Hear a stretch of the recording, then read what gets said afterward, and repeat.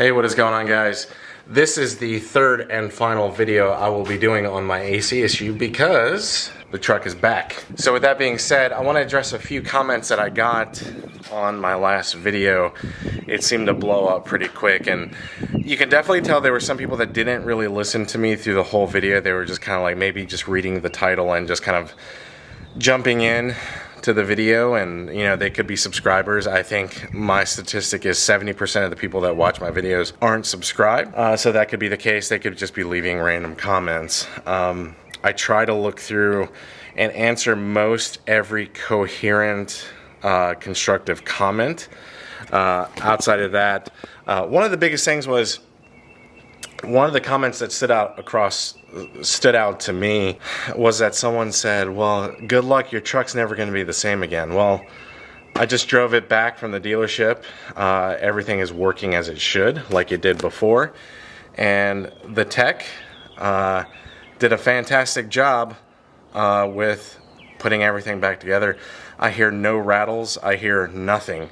It is completely dead quiet in the truck like it was before. A lot of people are like, well, you know, it's a Ford, it rattles inside. I'm going to be honest with you.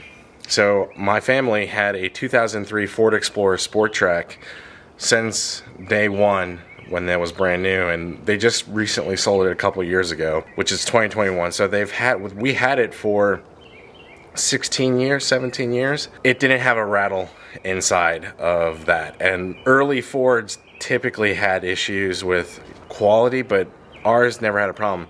The Ranger is kind of in the same boat. We're almost at 30,000 miles and there's not one rattle. There's no noises inside the cabin that are prevalent. And same thing, the dash was removed. Everything was removed. The AC system was recharged. And I'm going to show you guys inside the truck.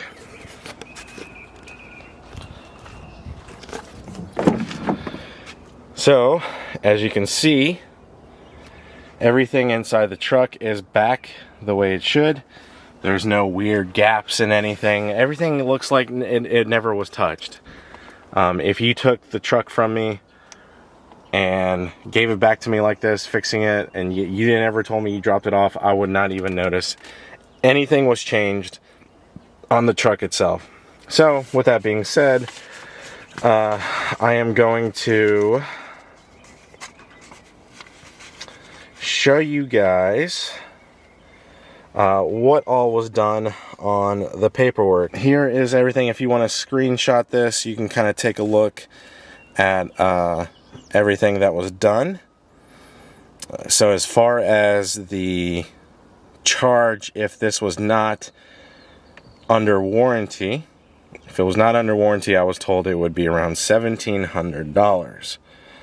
$1,700. So vehicle came in with the customer driver side blowing hot on AC. After confirming the customer's complaint, I checked with Oasis and found the SSM 49264, climate control not operating correctly, snapping or clicking noise behind the instrument cluster. To avoid repeat repairs, it is recommended to replace the whole climate control assembly. So yeah, and it just goes into what he did to fix it. Try not to show all my information on here.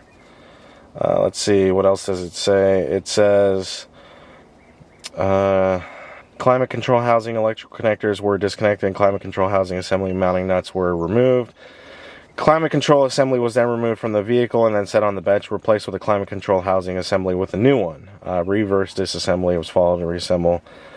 They recharged the AC. They inspected the new HVAC blower using a camera. This is interesting.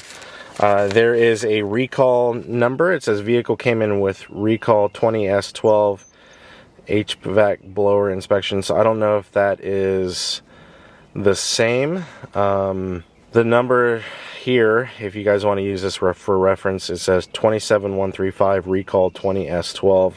I don't know what exactly that means, and maybe if a Ford technician is watching this video can describe in the comments below what all that means. I'm assuming maybe it's related to the truck and what was going on with it. So yeah, Overall, the amount of time the whole repair job took place, not counting the time it did sit for a little bit, just because the dealership was their workload was a little bit higher than expected that week, just because of other people that were waiting for parts. There is a back order on parts currently because of COVID, and there's a backlog. So my truck sat for a few days, but the technician started working on it on Friday, and it is now Tuesday noon. So that gives you, I would say, 2 full working days to get that completed. Overall, I'm super happy with how Ford treated the truck. I mean, I took it in with an APG Pro runner. They don't give me any issues. You know, if I go into the dealership asking about some suspension or, you know, some sort of creaking in the suspension, they're not going to warranty that. I wouldn't expect them to. So yeah, use some common sense there. Whenever you're dealing with any aftermarket part, I would say most dealerships aren't going to try to give you a hassle, but there are some that are jerks about stuff, and, you know, not all of them are the same, just like how, you know, not everybody in specific professions are all the same and same professional. So with that being said, super happy with how Ford treated the truck. You know, we've been going to this dealership for a long time for all of our vehicles, any type of maintenance issues.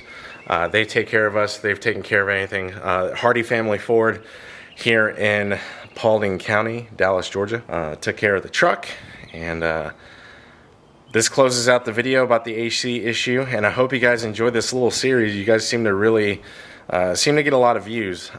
So I hope this was helpful. If you found my videos, I'm probably going to go relabel some of these videos part 1, 2, and 3 for those of you that are interested, or just finding my channel through searching if you are experiencing this issue.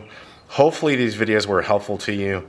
If there are any Ford techs or any type of techs that are watching this, if you are a tech at your specific dealer, whether it's Ford or Toyota or Nissan or whatever, curious, to put down in the comments below how often you guys see AC heating issues.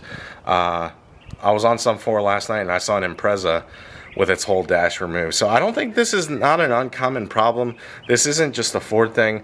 I'm starting to see a lot of AC issues with different manufacturers. So yeah, put a comment below if you work at a dealership and you start to see this issue more often than not. And then I will catch you in the next one. And if you have any comments or questions or concerns, leave a comment below and I'll try to answer them. Catch you guys later. Bye.